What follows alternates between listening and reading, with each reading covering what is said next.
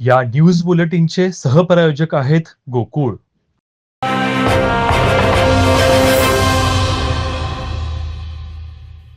अकलूजच्या साधना parade यांनी 4 वर्षापासून असलेल्या जटा कोल्हापुरातील अंधश्रद्धा निर्मूलन चळवळीच्या मदतीनं काढल्या.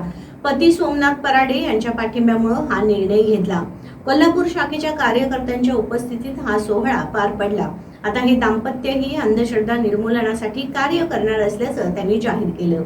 अकलूजच्या साधना पराडे या 4 वर्षांपासून डोक्यावर असलेल्या जटांमुळे मानसिक त्रास सहन करत होत्या. समाजातील अंधश्रद्धा आणि देवदेवतांच्या कोपाच्या भीतीमुळे त्या जटा काढण्यास धसावत नव्हत्या. मात्र त्यांचे पती सोमनाथ पराडे यांनी या अंधश्रद्धेला छेद देण्याचा निर्धार केला.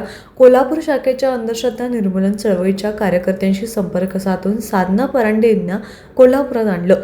ताराबाई पार्क येथील सीमा पाटील यांच्या निवासस्थानी कार्यकर्त्यांच्या उपस्थितीत साधनाताईंच्या जटाला कात्री लावण्यात आली. विशेष म्हणजे जटाला पहिली कात्री लावण्याचा मान पती सोमनाथ पराडे यांनी मिळवला. आता हे दाम्पत्य अंधश्रद्धा निर्मूलनासाठी सक्रिय भूमिका निभावणार असल्याचा निर्धार त्यांनी व्यक्त केला.